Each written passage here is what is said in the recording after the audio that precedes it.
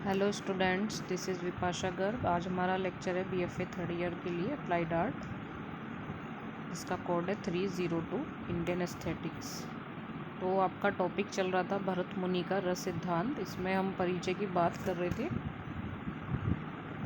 कल हमने रस क्या है इसको समझा था। आज आगे डिस्कस करते हैं इस पर। नेक्स्ट है पदार्थों का रस। ठीक है, पदार्थों का रस में हमने बात की थी जैसे स्वाद, खट्टा, मीठा, कड़वा, कसैल आदि जो वस्तु में निहित हो, यानी जो वस्तु में रहता है। ठीक है, निहित होता है। जैसे नींबू के रस में खट्टापन रहता है ना तो उसको बोलते हैं पदार्थों का रस। अब है पदार्थों का निचोड़। जैसे अनार का रस, नींबू का रस आदि यह किसी फल, सब्जी आदि को निचोड़कर निकाला गया द्रव्य है। यह पदार्थ का रस है ना। मतलब पदार्थ का निचोड़ क्या है, यानी किसी भी पदार्थ का रस। जैसे अनार का रस, कोई भी चीज़ ले सकते हो आप, फल, सब्जी, कुछ भी हो सकता है। उसको निचोड़ कर निकाला गया जो द्रव्य है उसको पदार्थ का रस कहा जाता है। बहुत सिंपल है। ठीक है, नेक्स्ट है आपका आयुर्वेद में रस। पारद या पदार्थ का रस, गुण या शक्ति। आयुर्वेद में रस को एक और अर्थ में भी लिया जाता है। यानी पारद या पदार्थ का रस, गुण या शक्ति। आयुर्वेद में रस को एक और अर्थ में भी लिया जा सकता है। क्या कि यह शरीर के अंदर पाई जाने वाली ग्रंथियों आदि के स्राव को भी बताता है, जिन्हें हम हार्मोन्स नाम से जानते हैं। ठीक है, जिन पर शरीर का विकास निर्भर होता है। यानी जो शरीर के अंदर जो पाई जाने वाली जो ग्रंथियां हैं उनके स्राव को ये बताता है, जो जिन्हें हम किसके नाम से जानते हैं, हार्मोन्स के नाम से। ठीक है, जिन पर शरीर का विकास निर्भर है। जैसे हम कहते हैं ना, हार्मोन्स चेंज होते हैं, है ना। सबके हार्मोन्स अलग अलग होते हैं बॉडी के, सभी के। तो जिन पर शरीर का विकास निर्भर होता है। अब नेक्स्ट है साहित्य में रस। साहित्य में रस का अर्थ है आस्वादन, यानी आनंद उठाना। ठीक है, साहित्य में रस का मीन्स क्या है, पहले तो देखो कि मीन्स क्या है, आस्वादन। और आस्वादन का मीन्स क्या है, आनंद उठाना। ठीक है, यह रस करुण, रौद्र या विभत्स हो सकता है, परंतु मन को उसका भेद या अनुभव होता है। काव्य रस का पान, भक्ति रस या मोक्ष रस, यह आत्मिक आनंद का अर्थ देता है, अर्थात आत्मा द्वारा आस्वादन, है ना। आत्मा का भीतरी आनंद, भोग। आत्मा द्वारा आस्वादन का क्या मतलब है कि जो आस्वादन का मतलब आनंद होता है ना, तो यानी आत्मा द्वारा भीतरी आनंद, भोग, जो अंदर का होता है। ठीक है, उपरोक्त सभी अर्थों को देखने से पता चलता है कि सभी में किसी न किसी रूप में आस्वादन यानी चखना या उपभोग करने का अर्थ व्याप्त है। यानी मतलब सारे अर्थों को देखने से पता चलता है कि किसी न किसी में, किसी न रूप में उपभोग का अर्थ व्याप्त है। यह बाहरी शारीरिक इंद्रियों जैसे रसना, जीवा द्वारा ग्रहण करना हो जैसे प्राकृतिक रसों में, या मन द्वारा ग्रहण करना हो जैसे साहित्यिक में, अथवा आत्मा द्वारा उपभोग करना हो जैसे भक्ति या मोक्ष में। ठीक है, एक बार और रिपीट इसको समझते हैं। इसमें कहा है कि यह रस करुण, रौद्र या विभत्स हो सकता है ना। मतलब ये जो रस है वो करुण भी हो सकता है, रौद्र भी हो सकता है और विभत्स भी हो सकता है। क्योंकि जो मन है वो उसका बोधर अनुभव होता है। मतलब जो अनुभव होता है वो मन से ही होता है। ठीक है, और काव्य रस का पान, भक्ति रस, मोक्ष रस, यह आत्मिक आनंद का अर्थ देता है। ठीक है, मतलब सभी को देखने से पता चलता है कि जो रस है वो किसी न किसी रूप में सबका उपभोग करता है ना।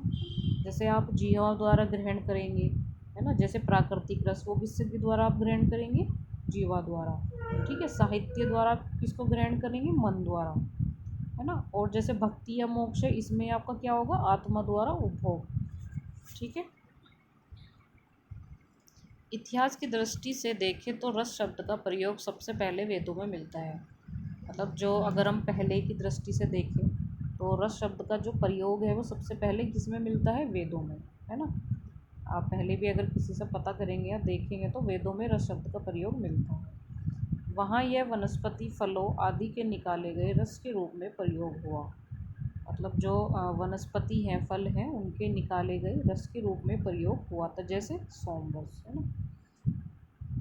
वेदों में इसका व्यवहारिक उपयोग काव्य, वाक्य रस या काव्य रस के रूप में भी हुआ। मतलब जो हम वेदों में देखते हैं तो इसका व्यवहारिक उपयोग वाक्य रस या काव्य रस के रूप में भी हुआ।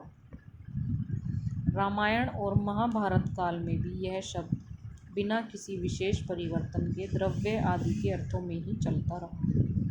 ठीक है, इतना क्लियर हुआ कि अगर हम इतिहास की दृष्टि से देखें तो रस जो शब्द है वो वेदों में ही मिलता आ रहा है। वहाँ यह वनस्पति फलों आदि के निकाले गए रस के रूप में प्रयोग हुआ, जैसे सोमरस। ठीक है, वेदों में इसका व्यवहारिक उपयोग वाक्य रस या काव्य रस के रूप में भी हुआ, यानी मतलब वेदों में जो उपयोग बताया है वो काव्य रस के रूप में और वाक्य रस के रूप में भी बताया है। जैसे रामायण और महाभारत काल में बिना किसी परिवर्तन के ये द्रव्य आरती के अर्थों में ये चलता रहा है। ठीक है, अब है वात्स्ययन के कामसूत्र की रचना लगभग 600 ईस्वी पूर्व हुई। इस काल तक शब्द रस के शाब्दिक अर्थ का विकास हो चुका था। मतलब जो वात्स्ययन के कामसूत्र की जो रचना है वो 600 ईस्वी पूर्व हुई थी। इस काल तक शब्द रस के शाब्दिक अर्थ का विकास भी हो चुका था, है ना। एक आप ये ध्यान रखना कि जो वात्स्ययन है उसने किसकी रचना की थी, कामसूत्र की। ठीक है, और वो कब हुई थी, 600 ईस्वी पूर्व। ठीक है, इस काल तक शब्द रस के शाब्दिक अर्थ का विकास हो चुका था। कामसूत्र में रस, रति, प्रति आदि अर्थों में आया, यानी जो कामसूत्र था उसमें जो रस है वो किसके रूप में आया, रति, प्रीति, इन अर्थों में वो आया, यानी इन सब अर्थों में वो मिला था। माना जाता है कि भरत मुनि का काल 4वीं शताब्दी ईसा पूर्व रहा। मतलब इन्होंने बताया है कि जो भरत मुनि का जो काल है वो 4वीं शताब्दी ईसा पूर्व रहा है। इस प्रकार भरत मुनि से लगभग 2 शताब्दी पूर्व से चला आ रहा था, यानी इस प्रकार रस का जो शास्त्रीय रूप है वो भरत मुनि से लगभग 2 शताब्दी पूर्व से चला आ रहा था। रस का अर्थ क्रमशः मूर्त से अमूर्त की ओर चला जा रहा था। मतलब उसका जो अर्थ है वो क्रम से मूर्त से अमूर्त की ओर, है ना। यानी अमूर्त को क्या बोलते हैं आप, एब्स्ट्रैक्ट, जो स्थिर रहता है। ठीक है, तो मूर्त से अमूर्त की ओर वो चला जा रहा था। लगभग 4वीं शताब्दी ईसा पूर्व में भरत मुनि ने अपना प्रसिद्ध रस सिद्धांत दिया। मतलब ये बताया है कि लगभग यानी उसके अप्रोक्स 4वीं शताब्दी ईसा पूर्व में भरत मुनि ने अपना प्रसिद्ध रस सिद्धांत दिया। ठीक है, जो भरत मुनि ने अपना रस सिद्धांत दिया था वो 4वीं शताब्दी के ईसा पूर्व पहले दिया था। यह सिद्धांत इतना पूर्ण, इतना प्रामाणिक है कि उसे ठीक उसी रूप में आज तक न केवल नाट्य वरन सभी ललित कलाओं में स्वीकार किया जा रहा था। मतलब इसमें ये बताया है कि जो ये सिद्धांत है वो इतना पूर्ण है और इतना प्रामाणिक है, यानी जब किसी चीज़ को प्रमाण मिल जाता है, हर चीज़ प्रमाणिक नहीं होती, किसी चीज़ को प्रमाण मिल जाता है तो उसको प्रमाणिक कहते हैं, है ना। तो ये सिद्धांत जो है वो इतना पूर्ण भी है और इतना प्रामाणिक भी है कि उसे ठीक उसी रूप में आज तक न केवल नाट्य वरन सभी ललित कलाओं में स्वीकार जा रहा है। यानी जितनी भी जो ललित कलाएं हैं जिनके बारे में आप पढ़ते हो तो सभी में उनको स्वीकारा गया है, सारी जितनी भी आपकी ललित कलाएं हैं। ठीक है, बाकी इससे नेक्स्ट आपका टॉपिक आएगा भरत मुनि का रस सिद्धांत, इसके बारे में हम आगे वीडियो में डिस्कस करेंगे। ठीक है, अभी आप इतना ही थोड़ा थोड़ा डेली करते रहिए ताकि आप लोगों को इजी रहे। पहले आप इतना लर्न कर लीजिएगा, इसका परिचय, रस क्या है, और पदार्थों का रस, पदार्थों का निचोड़, आयुर्वेदिक में रस, साहित्य में रस, और साहित्य में रस का थोड़ा लंबा है, इसको आप अच्छे से पढ़ लेना। ठीक है, मैंने बहुत इजी लैंग्वेज में किया है वैसे तो, इसको आप अच्छे से समझ लेना। उसके बाद आपका भरत मुनि का रस आएगा नेक्स्ट उसमें।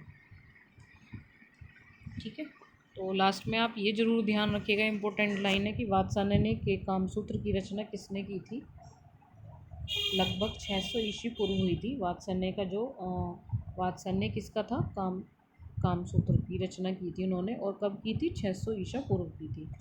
ठीक है, और इस काल तक शब्द रस के शाब्दिक अर्थ का विकास हो चुका था। कामसूत्र में रस, रति, वृत्ति के उसमें अर्थों में आया था। माना जाता है कि भरत मुनि का काल 4वीं शताब्दी ईसा पूर्व रहा। ठीक है, इस प्रकार रस का शास्त्रीय रूप भरत मुनि से लगभग 2 शताब्दी पूर्व से चला आ रहा था, और जो रस का जो अर्थ है वो क्रमशः मूर्त से अमूर्त की ओर चला जा रहा था। ठीक है, और नेक्स्ट हम भरत मुनि का रस सिद्धांत करेंगे, ये हम आगे कल की वीडियो में डिस्कस करेंगे।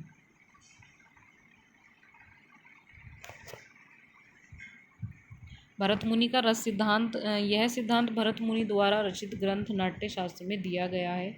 नाट्यशास्त्र की रचना का समय लगभग 400 साल ईसा पूर्व माना जाता है। यानी जो ये सिद्धांत है वो भरत मुनि का ये रचित ग्रंथ जो है वो नाट्यशास्त्र में दिया गया है और इसका जो समय है वो 40 साल ईसा पूर्व माना गया है। भरत मुनि से पहले ही रस के शास्त्रीय अर्थ का विकास हो चुका था। स्वयं भरत मुनि ने भी अपने ग्रंथ में अपने पहले आचार्यों का उल्लेख किया है ना। अपने पूर्व चली आती विचारधारा को ही उन्होंने संलग्नित कर वृहदाकार दिया। ठीक है, भरत मुनि के ग्रंथ का नाम ही नाट्यशास्त्र है। उन्होंने अपनी सारी विवेचना नाट्य के संबंध में की। उनके अनुसार नाटक का हृदय रस है और परिणति भी रस है। रस नाटक का काव्य का सार है। नाटक में संगीत, नृत्य, मंडप रचना, चित्रकला आदि का समावेश होने से इन कलाओं का विवेचन भी इनके ग्रंथ में है। इससे मानना पड़ता है कि भरत मुनि ने नाटक के माध्यम से सारी कलाओं में रस का निरूपण किया। भरत मुनि ने नाट्य माध्यम की चित्र इकाई को केंद्र मानकर सौंदर्य बोध अनुभव की निष्पत्ति दी। भरत ने रस की निष्पत्ति रसास्वादन और दार्शनिक मोक्षपरक आनंद के रूप में की। ठीक है, आज की वीडियो में इतना ही है। आगे इसको अच्छे से कल हम इस पर डिस्कस करेंगे।